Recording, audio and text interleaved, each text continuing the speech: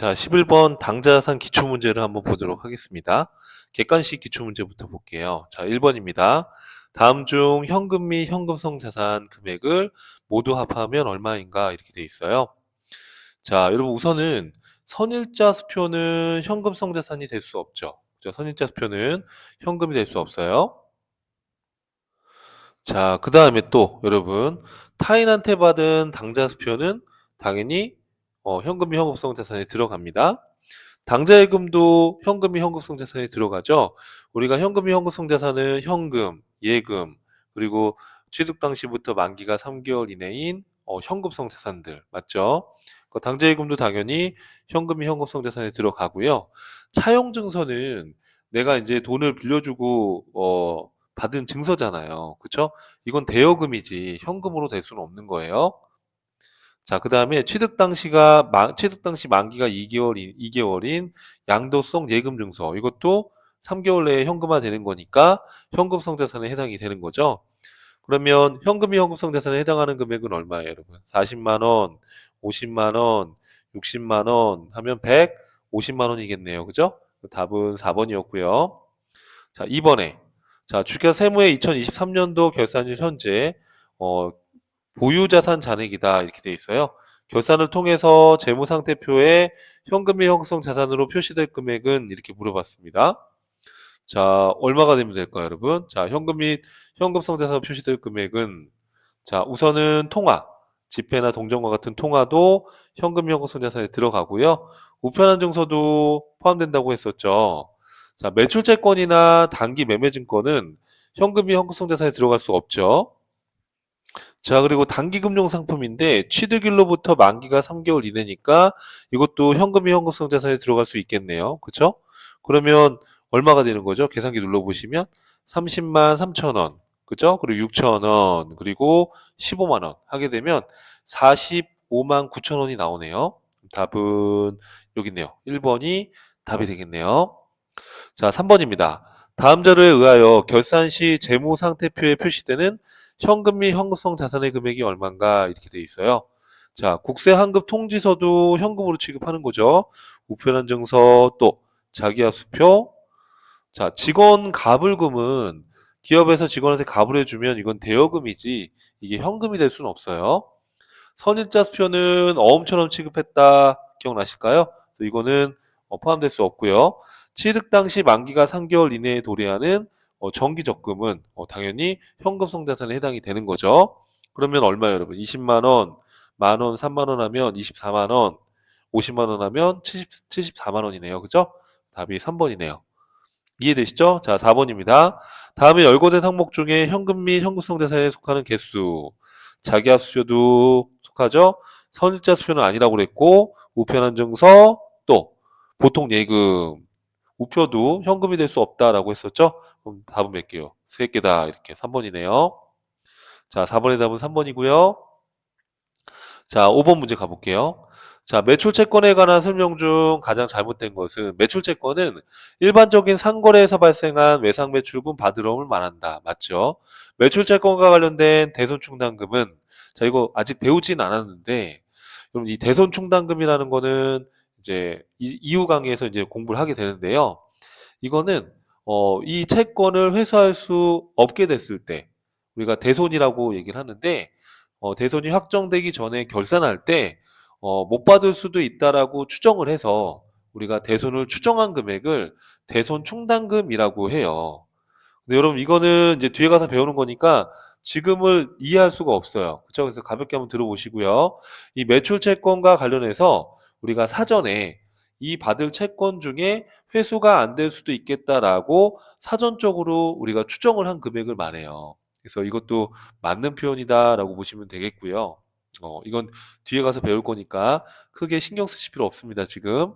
자, 매출채권은 재무상태표에 대손충당금을 표시해서 회수 가능한 금액으로 표시할 수 있다. 맞습니다. 자, 뒤에 가서 공부할 건데 예를 들어서 여러분 이런 케이스예요. 내가 예를 들어서 외상매출금 받을 1,000원이 있는데 이 중에 100원은 회수가 안 될 것 같다라고 연말에 추정을 해서 대손충당금으로 기록을 하고 재무상태표에는 이 중에 100원만큼 받을 수 없어라고 이렇게 대손 충당금을 차감적으로 표시할 수가 있어요. 그래서 900원만큼 회수 가능하다라고 표시할 수 있습니다. 예, 요 2번, 3번 마찬가지로 뒤에 가서 배울 거니까 그렇구나라고 넘어가시면 되겠고요. 자, 그 다음에 상거래에서 발생한 매출 채권과 여러분 기타 채권이라는 건 뭐냐면 기타 채권이라는 건 우리가 매출 채권이 아닌 미수금, 대여금 이런 채권들을 말하는데요. 이렇게 매출 채권이 아닌 기타의 채권에서 발생한 대손상각비를 다 판매비와 관리비로 인식한다 이렇게 되어 있는데 자, 여러분 요것도 이제 뒤에 가서 다시 공부를 할 건데 잠깐 미리 그냥 한번 언급만 한번 해볼게요, 제가. 자, 우리 매출 채권이나 이런 미수금, 대여금 같은 기타 채권은 회수가 안 될 수도 있죠. 상대방한테 이 돈을 못 받게 될 수도 있잖아요. 그걸 대손이라고 하는데 그때 이 매출 채권과 관련된 이 대손 비용은 판매 활동과 관련된 거니까 이 매출 채권이라는 게 상품이나 제품을 외상으로 팔았을 때 받을 채권이기 때문에 이 매출 채권에 대한 비용은 판매비와 관리비로 인식을 하지만 우리가 미수금이나 대여금은 물건을 팔면서 발생한 채권이 아니잖아요. 그죠? 이건 상품 판매, 제품 판매와 관련이 없는 채권이기 때문에 이거는 판매 활동이나 관리 활동으로 보지 않습니다. 그래서 이런 기타 채권에 대한 이런 대손 손실 비용은 우리가 영업의 비용으로 구분을 해요. 판매비와 관리비가 아니라. 그래서 어찌됐든 간에 5번 문제는 답이 4번이었는데 지금 시점에서 이거를 우리가 완벽히 이해할 수는 없어요. 그래서 여러분 요거는 그래 대손이라는 게 뭐 이런 게 있나 보다. 가볍게 들어주시고 이 이유 강의에서 자세히 공부하게 될 거니까 전혀 걱정 안 하셔도 됩니다. 이런 게 대손이라는 게 있다라는 거 정도 보시고요. 자, 밑에 해답은 여기 나와 있으니까 가볍게 한번 참고하시면 되겠고요. 자, 그 다음에 이제 분기 연습 문제를 같이 쭉 볼 건데 여러분 부탁드리는 건 우리 교재에는 여기 분기의 해답이 써 있지 않죠. 그죠? 근데 저는 여기다 이렇게 다 써놨는데 자, 매 시간마다 말씀드립니다. 분기의 연습 문제는 강의를 듣기 전에 책에다가 또는 연습장에다가 연필로 분기를 쓴 다음에 그리고 수업을 들어주세요. 저는 그렇게 여러분이 지금 선행적으로 분계를 쓴 다음에 듣는다고 가정하고 설명을 하는 겁니다. 알겠죠, 여러분? 자, 그럼 같이 볼게요. 자, 7월 28일 날 주식회사 해운에 대한 외상매출금 470만 원과 외상매입금 580만 원을 상계 처리하기로 했다 이렇게 돼 있어요. 자, 우선 첫 번째 여러분 여기서 우리가 외상매입금이라는 건 상품을 외상으로 구입했을 때 또는 원재료를 외상으로 구입했을 때 그 갚아야 될 부채를 외상매입금이라고 해요. 뒤에 가면 다시 공부를 하게 돼요. 부채 쪽에 가서.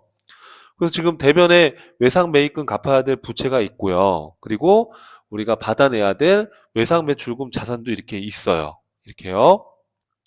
이게 지금 어떤 얘기냐면 주식회사 해온이라는 업체한테 내가 받을 외상매출금 470이 있는데 또 이 해온이라는 업체한테 갚아야 될 외상매입금 부채도 대변에 있다라는 거예요.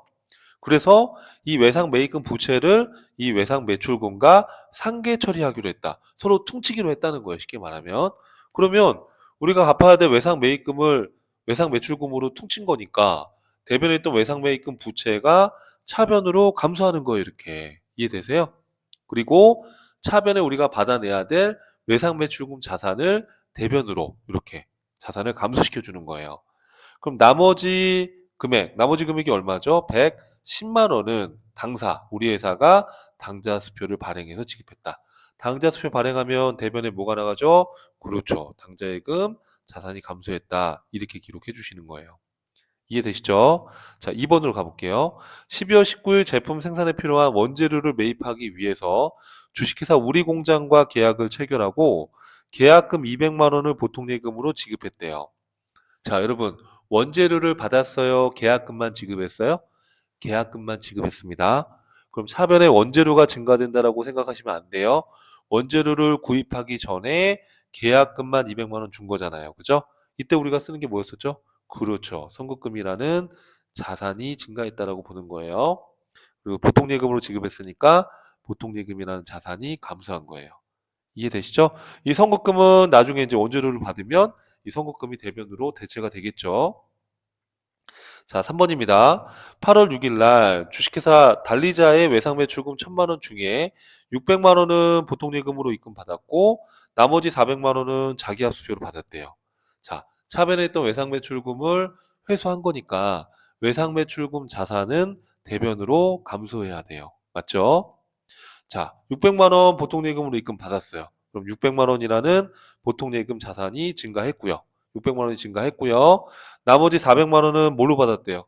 자기합수표는 현금으로 취급한다고 그랬잖아요. 그래서 자기합수표 400만 원 받은 것은 현금이라는 자산이 증가했다. 이렇게 기록해 주시면 되는 거예요. 이해되시죠? 자, 4번입니다. 자, 7월 15일 매출거래처인 주식회사 희망기계의 외상 매출금 650만 원에 대하여 어음을 이렇게 받았대요. 나머지는 보통예금으로 받았다. 이렇게 돼 있어요. 여러분, 요 어음이 이렇게 생겼는데 여기 이제 약속어음도 이러한 구조인데요.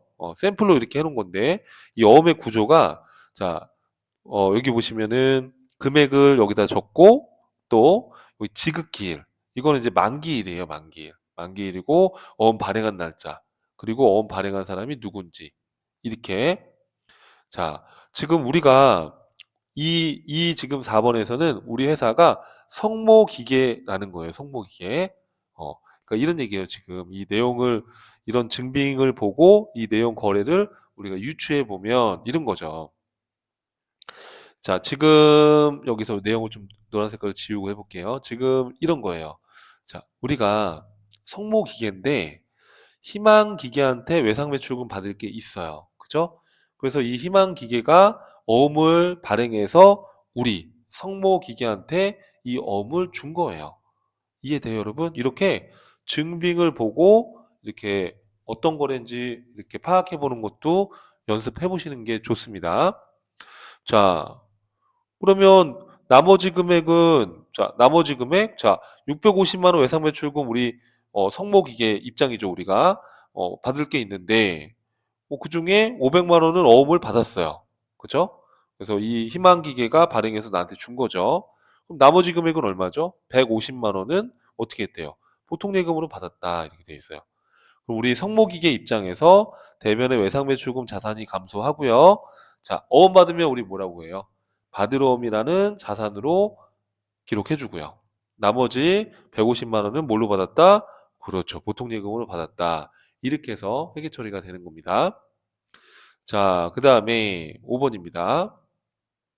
10월 2일 동아전자에 대한 외상매출금 1,500만 원에 대해서 다음에 약속어음을 배서 양도 받고 나머지 금액은 동점 발행 당좌수표로 받았다. 그럼 동점이라는 거는 이게 지금 이 문제가 어떤 하나의 회사를 가지고서 연속된 거래를 푸는 게 아니고요. 그냥 하나하나 거래를 풀어 나가는 겁니다. 이 기출 문제를 제가 이렇게 관련된 거를 모아놓은 거니까 이 기출 문제 패턴이라고 보시면 돼요. 실제. 자, 그럼 지금 동아전자에 대한 외상매출금 받을 게 있었대요. 그쵸? 자, 그럼 보니까 동아전자에 대한 외상매출금 1,500만 원에 대해서 약속어음을 배서양도 받고 이렇게 돼 있어요. 자, 그리고 나머지 금액은 동점이라는 건 요 동아전자를 말하는 거예요. 동점이 발행한 당좌수표를 받았대요. 자, 여기 보니까 지금 발행일은 25년 9월 2일이고요. 만기는 25년 11월 2일입니다. 그쵸? 그리고 1,000만 원의 어음이고요. 발행인이 평화산업이네요. 그죠? 평화산업이에요. 자, 이게 지금 무슨 얘기냐 하면 여러분, 이 그림을 보고 여러분 유추할 수 있는 건 뭐냐면 우리 회사가 동아전자한테 외상매출금 1,500만 원을 받을 게 있는 거예요, 지금. 이해되시죠? 그런데 동아전자가 평화산업이 발행해서 동아한테 준 거예요, 어음을. 이해돼요, 여러분? 그런데 우리가 동아전자한테 외상매출금 받을 게 있으니까 이 동아전자가 이 평화산업한테 받은 이 어음을 우리 회사한테 배서해서 줬다 이 뜻이에요. 이해되세요, 여러분들? 그래서 아직은 이런 걸 파악하기엔 좀 어렵게 느끼실 수 있겠지만 자꾸 연습을 해볼 수밖에 없어요. 자, 그러면 우리 회사 입장에서는 차변했던 외상 매출금을 받으러옴으로 회수한 거니까 우리 회사 입장에서는 외상 매출금이라는 자산이 감소하고 받으러옴이라는 자산이 증가한 거예요. 이해되세요, 여러분들? 자, 그리고 자, 500만 원 나머지는 어떻게 했대요? 나머지는 동점이라는 거는 이 동아전자를 말하는 거예요. 동점. 당점은 우리 회사고 동점은 상대방 회사. 이렇게 이해하면 돼요. 그래서 이 동아전자가 발행한 당좌수표를 받았대요. 나머지는. 나머지가 얼만데요? 500이죠. 자, 타인한테 받은 당좌수표는 뭐예요, 여러분? 그렇죠. 현금이 되는 거예요. 이렇게. 이해되세요? 좀 어려우셨죠, 그죠? 그래서 이렇게 자꾸 이 거래 내역을 파악하는 것도 연습이 필요합니다. 자, 그 다음 6번입니다. 자, 10월 15일 주식회사 대강건설에 대한 미지급금 5천만 원을 상환하기 위하여, 그러니까 갚아야 될 미지급금, 대강건설한테 갚아야 될 미지급금이 있는데 이거를 갚기 위해서 바드러움을 배서양도했다라는 거예요. 자, 그러면 우리 회사가 대강건설한테 지급해야 될 미지급금 5천이 있어요. 그렇죠? 그래서 이 미지급금을 갚아야 되는데 갚아야 될 현금이 부족하니까 해피 상사한테 받았던 4천만 원짜리 어음으로 준 거예요. 그러니까 이 위에는 우리가 어음을 배서 양도 받은 거고 이거는 어음을 배서해서 준 거예요, 지금. 이해될까요, 여러분? 자, 그러면 이 미지급금이라는 건 아직 안 배웠지만 우리가 상품이 아닌 다른 것을 외상으로 샀을 때 이 미지급금이라는 부채로 기록을 한단 말이에요. 근데 그 미지급금을 부채를 갚은 거예요, 우리가. 그러면 미지급금이라는 부채가 감소하게 되는 거예요. 요 미지급금은 뒤에 부채편에 가서 또 자세히 공부할 겁니다. 그래서 미지급금은 내가 외상으로 상품이나 원재료가 아닌 거를 외상으로 샀을 때 대변에 미지급금 이렇게 기록을 하는데 그 미지급금을 갚아야 되는 거예요, 지금 상황이. 그래서 미지급금을 내가 어음을 배서해서 갚은 거예요. 그럼 어떻게 되겠어요? 우리 회사 입장에선. 미지급금이라는 부채가 그렇죠. 감소하고 내가 바드러움으로 배서해서 줬으니까 바드러움이라는 자산이 감소하는 거예요. 이건 4천만 원짜리 어음 배서 양도했죠. 나머지 1천만 원 어떻게 했대요? 보통예금으로 지급했다 이렇게 돼 있으니까 보통예금이라는 자산이 감소했다 이렇게 분개해 주시는 거예요. 이게 이제 실전 사례다 보니까 여러분 처음 공부하시는 여러분의 입장에서는 조금 어렵게 다가올 수 있어요. 제가 근데 항상 얘기하는 게 뭐죠? 쭉쭉쭉 끝까지 완강을 해라. 그러면 정리가 된다라고 말씀드렸죠. 자, 조금 어렵게 느끼시더라도 쭉 여러분 완강을 하는 게 중요합니다. 예. 자, 7번으로 가겠습니다. 8월 1일 날 주식회사 형태의 외상매출금 1,300만 원 중에 300만 원은 현금으로 받고 잔액은 어음으로 받았다 이렇게 돼 있어요. 자, 외상매출금은 받을 자산인데 300만 원은 현금으로 받았대요. 그쵸? 그리고 나머지는 어음으로 받았대요. 그러면 차변했던 외상매출금이 대변으로 감소해야 되는 거죠. 1,300. 자, 그리고 300만 원은 현금으로 받았으니까 현금이라는 자산이 300만 원 증가해야 되는 거고. 맞죠? 그러면 1,000만 원만큼은 어떻게 하면 돼요? 그쵸? 어음 받았으니까 받으러 옴이라는 자산의 증가로 잡아주시면 되겠습니다. 이해되시죠? 자, 8번입니다. 자, 8월 27일 날 주식회사 풍항산업으로부터 원재료 1,600만 원을 구입하기로 계약을 하고 계약금 160만 원을 당좌수표를 발행해서 지급했다. 이렇게 돼 있어요. 자, 그러면 원재료를 여러분 구입한 거예요? 계약만 한 거예요? 그렇죠. 계약만 한 거죠. 그래서 계약금 160만 원을 당좌수표를 발행해서 지급했대요. 그럼 어떻게 하면 될까요, 여러분? 그렇죠. 선급금이라는 자산이 증가한 걸로 기록해 주시면 되겠죠? 그래서 선급금이라는 자산이 증가했고 당좌수표 발행하면 어떻게 된다? 그렇죠. 당좌예금이라는 자산이 감소했다. 이렇게 해서 분개해 주시면 되는 겁니다. 자, 9번입니다. 12월 8일 날 제품의 수출을 위해서 중국에 출장 갔던 홍길동은 12월 4일에 지급했던 출장비 150만 원 중에 125만 원을 사용하고 나머지는 회사에 현금으로 반납했다. 그러니까 여러분 요거는 쉽게 생각하면 이런 거죠. 쉽게 생각하면 우리가 출장 갈 때 12월 4일 날 출장비 줬을 때 어떻게 했겠어요, 여러분? 출장비 줬을 때 차변에 가지급금 출장비를 얼마 줬었다고요? 150만 원 이렇게 줬었죠? 자, 이거를 뭐 현금으로 줬었다고 가정하면 현금 150만 원 이렇게 지금 출장비를 지급했었는데 이 가지급금을 지금 정산한 거죠. 그러면 어떻게 하면 돼요? 자, 우리가 돈이 나갔는데 확정이 안 됐을 때 가지급금 이렇게 했다가 확정되면 요 가지급금을 해당 계정으로 대체한다 이렇게 배웠잖아요. 그죠? 그래서 차변했던 가지급금을 요 여비교통비로 정리해 주시면 되는 거예요. 그리고 나머지 금액 얼마겠어요? 25만 원은 현금으로 반납하였다라고 했으니까 회사는 현금으로 회수했겠죠. 이해되시죠? 자, 10번입니다. 12월 2일 본사 영업부 직원 김부장 씨가 출장에서 돌아와서 6월 25일에 회사에 지급한 가지급금 50만 원에 대해서 교통비와 숙박비 47만 5천 원을 정산하고 현금 회수했다. 마찬가지죠. 차변했던 가지급금을 대변으로 정리해 주시고 확정된 여비교통비 47만 5천 원을 비용 처리해 주시면 돼요. 이런 교통비나 숙박비나 이런 출장 비용을 여비교통비라고 그래요. 그래서 여비교통비라는 비용이 발생됐다라고 정리해 주시면 되는 거예요. 그럼 나머지 금액 얼마예요? 2만 5천 원은 현금으로 회수했다 이렇게 돼 있으니까 현금이라는 자산이 증가했다 이렇게 기록해 주시면 되는 거예요. 자, 11번을 한번 볼게요.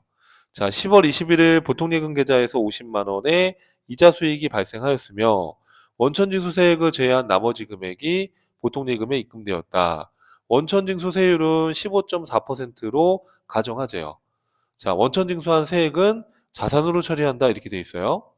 자, 우리가 법인의 입장에서 은행에서 이자 수익 50만 원이 발생했는데 자, 우리 원천징수 제도가 있다라고 했었죠? 그래서 50만 원에 15.4% 곱해 보시면 얼마가 나와요? 50만 원에 15.4% 하면 7만 7천 원이 나오시죠.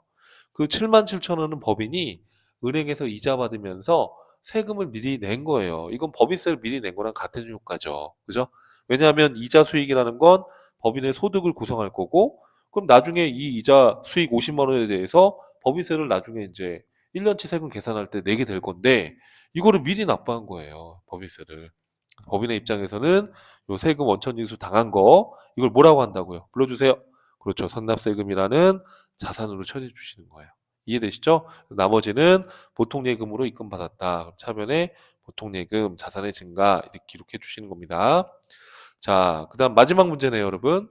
자, 11월 3일 날 주식회사 울진에 단기 대여하면서 타인 발행 당좌 수표를 1,000만 원을 지급했다. 이렇게 돼 있어요. 자, 여러분 이 문제가 좀 어려웠었는데 여기서 중요한 포인트는 뭐냐면 타인이 발행한 당좌 수표래요. 여러분, 타인이 발행한 당좌 수표를 받으면 현금으로 분개하잖아요. 그죠? 근데 우리 회사가 당점이 발행한 당좌 수표를 발행하면 당좌 예금이 감소한다라고 배웠잖아요. 근데 우리 당점 발행 당좌 수표를 준 게 아니라 이 타인한테 받은 당좌 수표를 받은 거니까 이게 여기 지금 현금으로 지금 나가게 된 거예요. 이렇게. 이해되세요, 여러분? 다시 타인한테 당좌 수표를 받으면 현금이에요. 근데 이 타인한테 받은 당좌 수표로 대금 지급을 한 거예요. 그러면 우리 회사에 당좌 수표를 발행해서 주면 당좌 예금이 맞지만 당점 발행 당좌 수표가 아니잖아요, 지금. 그쵸? 타인한테 받은 당좌 수표 현금으로 해놓은 걸 그걸 갖다가 준 거니까 대변에 당좌 예금이 아니라 뭐가 나가야 된다?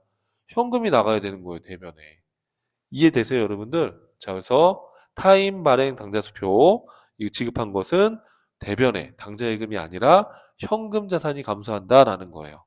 그리고 6개월 후에 회수하기로 했으니까 뭐예요? 그렇죠? 단기 대여금이라는 자산이 증가했다. 이렇게 기록해 주시면 돼요. 자, 여러분 분계가 처음에 지금 하시는 분들이기 때문에 상당히 어렵게 느낄 수가 있습니다. 하지만 계속 반복되기 때문에 포기하지 않으시고 끝까지 완강하면 충분히 자격증 딸 수 있습니다. 아시겠죠? 그래서 포기하지 마시고 힘들 내시고요. 끝까지 완강해 주시기를 부탁드리겠습니다. 수고하셨습니다. 다음 강의에서 뵐게요.